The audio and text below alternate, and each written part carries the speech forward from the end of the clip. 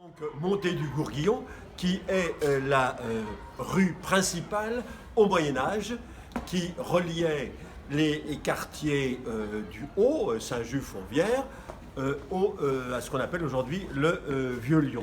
Et alors, il y a une anecdote intéressante, amusante, c'est que, comme vous savez, plusieurs papes ont résidé à Lyon, et en 1305, le pape Clément V, qui venait d'être couronné pape, il empruntait cette rue pour aller à la cathédrale, et il était assis sur un âne qu'il transportait, et à un moment, il y avait une foule énorme, il y a un mur qui bordait la rue qui s'est effondré, l'âne et le pape ont roulé par terre, le pape portait une tiare, c'est-à-dire une couronne sur la tête, et un énorme rubis s'est détaché de la couronne. On ne l'a jamais retrouvé. Entre nous, il n'a pas été perdu pour tout le monde, certainement. Voilà, cette anecdote de la... Vous vous rappelez à quelle époque 1305. 1300. 1305, donc début de ce qu'on appelle le début du XIVe siècle. Voilà. On peut parler de...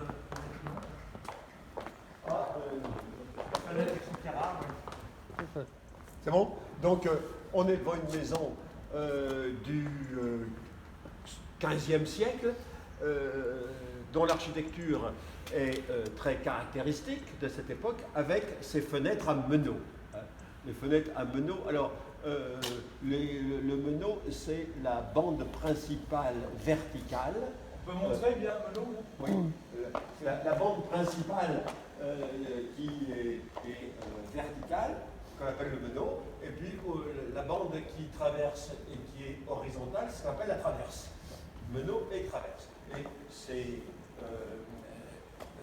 ce type d'architecture se rencontre essentiellement à la fin du Moyen-Âge, 14e, 15e, avec des évolutions.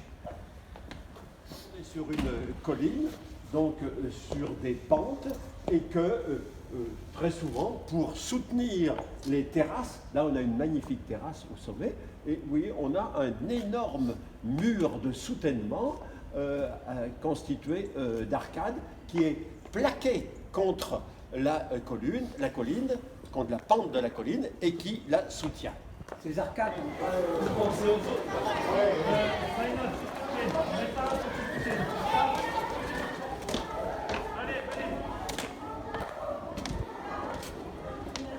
On enlève le masque.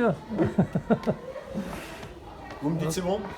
Ah bah c'est bon. Alors là, on est dans l'impasse Turquet, et ce nom de Turquet vient du nom d'un Italien qui s'appelait Turchetti, et c'est lui qui a introduit au XVIe siècle, j'en reparlerai, l'industrie de la soie. Donc c'était un personnage important, Turchetti. Donc nous avons ici un immeuble très ancien, dont la caractéristique principale est la présence de ces balcons en bois. On les montre bien.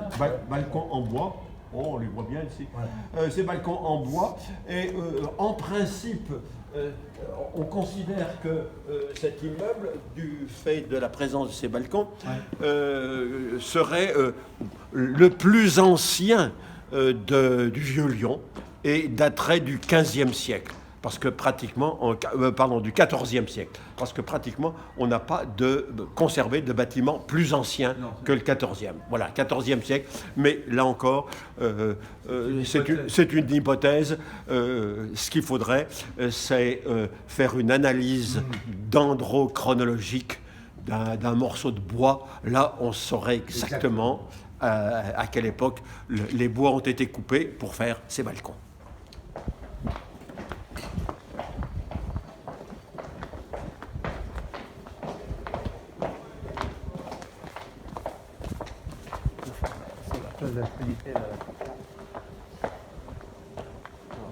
Alors là, on peut peut-être arrêter devant le restaurant du Soleil, là, parce que... Ouais. Vous me dites quand on peut y aller. Alors là, on est devant le café-restaurant du Soleil. Et alors, ce nom de Soleil vient de celui d'un ancien propriétaire au XVIIIe siècle. Cet immeuble appartenait à une famille qui s'appelait Baron du Soleil. Ah d'accord. baron du Soleil, et c'est ce qui a donné ce nom de Soleil. Alors, une des caractéristiques qu'on ne voit pas, malheureusement, c'est qu'il y a une magnifique cour intérieure avec un escalier qui monte dans les étages et qui est un des plus beaux de Lyon. Ah bon, et on ne peut pas le visiter? Voilà, c'est ces galeries-là qui sont. On peut peut-être l'allumer.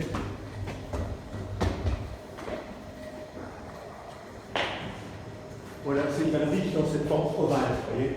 Bon. Et c'est